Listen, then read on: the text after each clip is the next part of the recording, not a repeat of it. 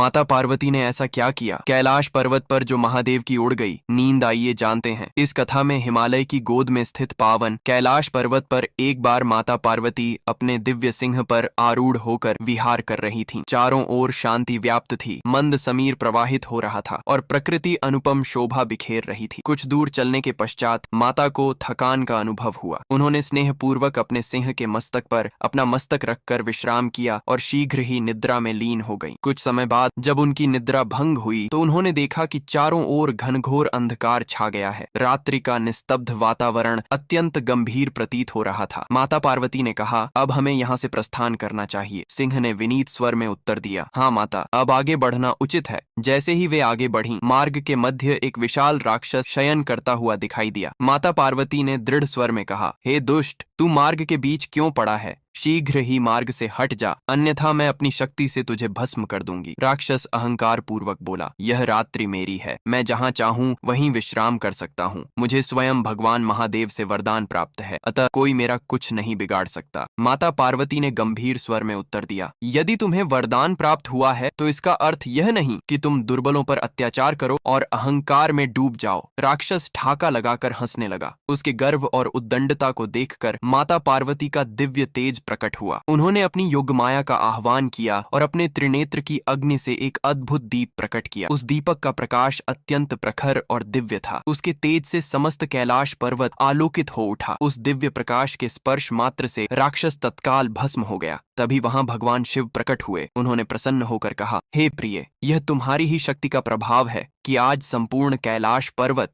इस दीप के प्रकाश से प्रकाशित हो उठा है। तुम्हारा यह दिव्य तेज समस्त अधर्म का नाश करने में समर्थ है। माता पार्वती ने विनम्रता पूर्वक संपूर्ण घटना का वर्णन किया। भगवान शिव ने उनके मस्तक पर कर स्पर्श करते हुए कहा, हे देवी, जो भी सायंकाल अपने गृह में श्रद्धा पूर्वक दीप प्रज्वलित करेगा, उसके घर में अंधकार, भय और दुष्ट शक्तियां प्रवेश नहीं कर सकेंगी। आज से तुम संध्या ज्योति के नाम से विख्यात होगी। यह कहकर भगवान शिव ने उन्हें आशीर्वाद दिया। माता पार्वती ने प्रसन्नता पूर्वक उनके चरण स्पर्श किए। उस दिन से दीपक का प्रकाश धर्म, आशा और सुरक्षा का प्रतीक बन गया। फिर भी महादेव बोलते हैं, जो भी इस कथा को सुन रहे हैं उसने लाइक और सब्सक्राइब नहीं किए हैं